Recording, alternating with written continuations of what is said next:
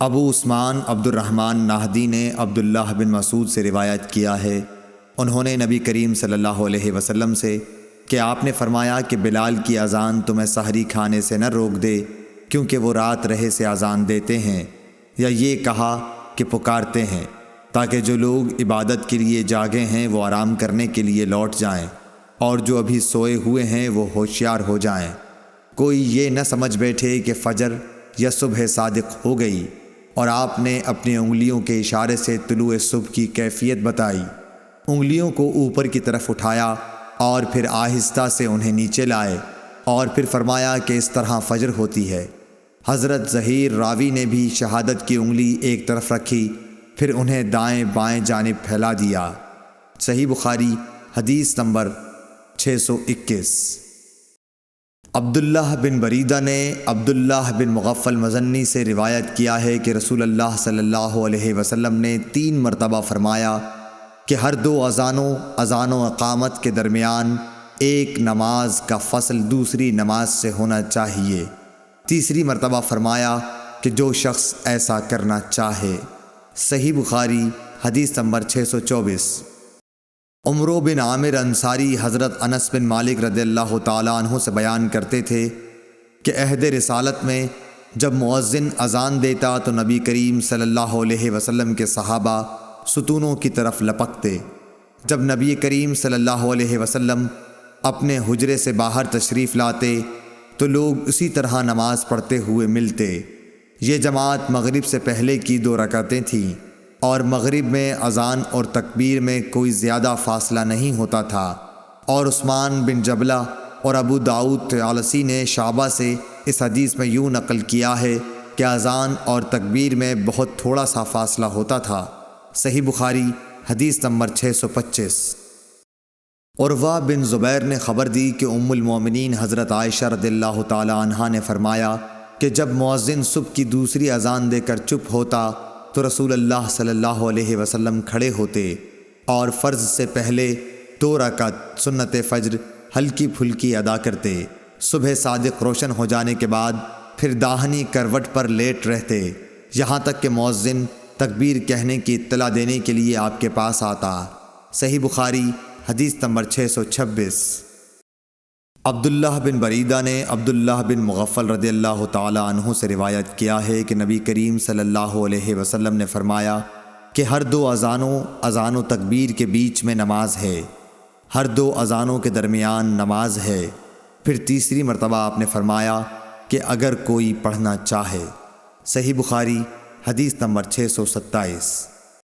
معلی بن سعد اسد بصری نے بیان کیا، کہا ہم سے وہیب بن خالد نے ابو ایوب سے بیان کیا، انہوں نے ابو قلابہ سے مالک بن حویرث صحابی سے کہا کہ میں نبی صلی اللہ علیہ وسلم کی خدمت میں اپنی قوم بنی لیس کے چند آدمیوں کے ساتھ حاضر ہوا، اور میں نے آپ کی خدمت شریف میں 20 راتوں تک قیام کیا۔ آپ بڑے رحم دل اور ملنسار تھے۔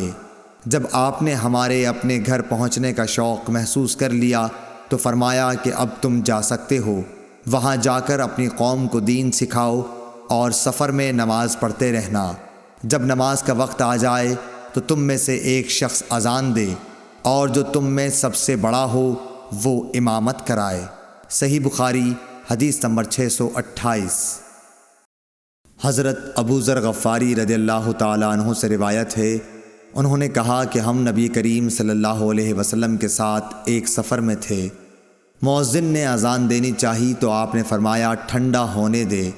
پھر مؤذن نے اذان دینی چاہی تو آپ نے فرمایا کہ ٹھنڈا ہونے دے۔ پھر مؤذن نے اذان دینی چاہی تو آپ نے پھر یہی فرمایا کہ ٹھنڈا ہونے دے، یہاں تک کہ سایہ ٹیلوں کے برابر ہو گیا۔ نبی کریم صلی اللہ علیہ وسلم نے فرمایا کہ گرمی کی شدت دوزخ کی بھاپ سے پیدا ہوتی ہے۔ صحیح بخاری حدیث نمبر 629۔ مالک بن حویرث نے کہا کہ 2 شخص نبی کریم صلی اللہ علیہ وسلم کی خدمت میں آئے، یہ کسی سفر میں جانے والے تھے۔ آپ نے ان سے فرمایا کہ دیکھو، جب تم سفر میں نکلو تو نماز کے وقت راستے میں اذان دینا، پھر اقامت کہنا، پھر جو شخص تم میں عمر میں بڑا ہو وہ نماز پڑھائے۔ صحیح بخاری حدیث نمبر 630۔ مالک بن حویرث نے بیان کیا کہ ہم نبی کریم صلی اللہ علیہ وسلم کی خدمت اقدس میں حاضر ہوئے۔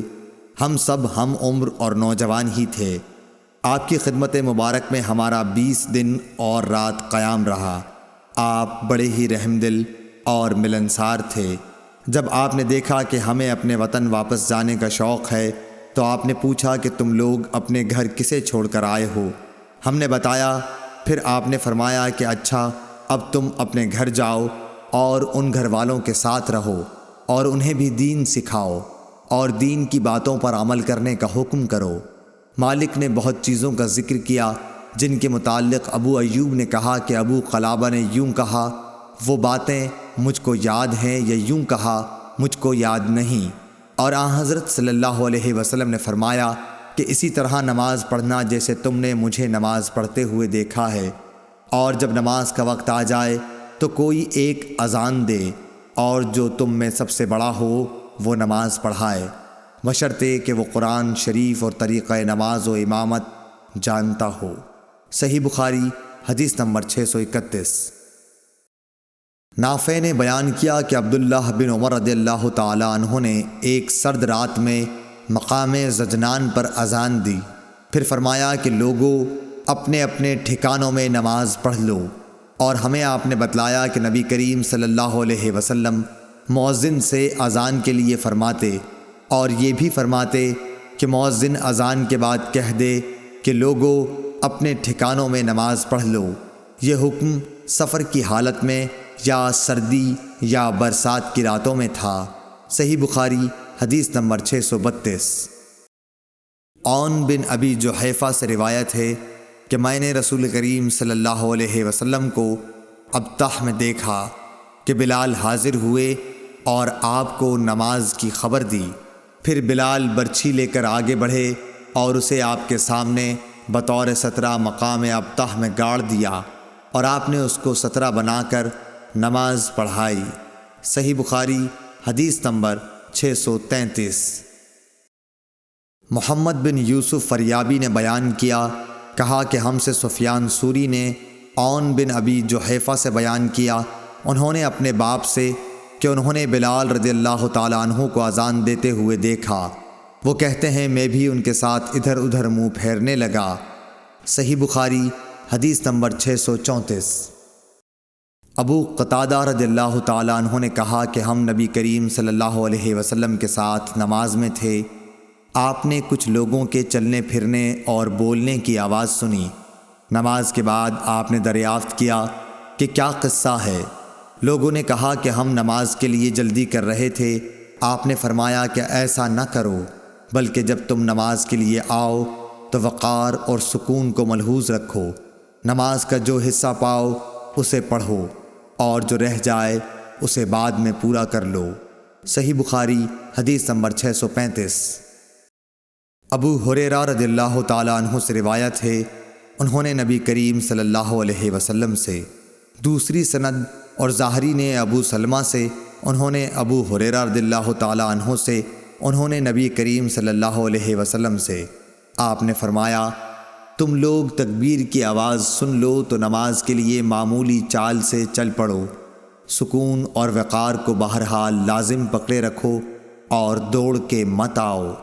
پھر نماز کا جو حصہ ملے اسے پڑھ لو، اور جو نہ مل سکے اسے بعد میں پورا کر لو۔ صحیح بخاری حدیث نمبر 636۔ حشام دستوائی نے بیان کیا، کہا مجھے یحییٰ نے عبد الوہاب بن ابی قتادہ سے یہ حدیث لکھ کر بھیجی کہ وہ اپنے باپ سے بیان کرتے تھے کہ رسول اللہ صلی اللہ علیہ وسلم نے فرمایا کہ جب نماز کے لیے تکبیر کہی جائے تو اس وقت تک نہ کھڑے ہو جب تک مجھے نکلتے ہوئے نہ دیکھ لو۔ صحیح بخاری حدیث نمبر 637۔